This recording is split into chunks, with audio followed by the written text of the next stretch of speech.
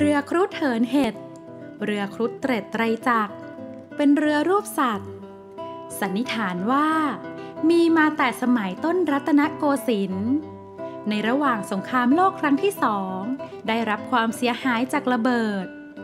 ในปีพุทธศักราช 2511 กรมศิลปากรจึงนำโขนเรือเดิมมาซ่อมแซมขึ้นใหม่โขนเรือเป็นรูปพญาครุฑยุคนาคเรือครุฑเหินเห็ดสีแดงเรือครุฑเตร็ดไตรจักรสีชมพูเรือครุฑเหินเห็ดมีความยาว 28.58 เมตร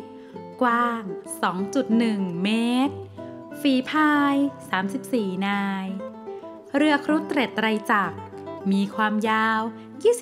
28.72 เมตรกว้าง 2.08 เมตร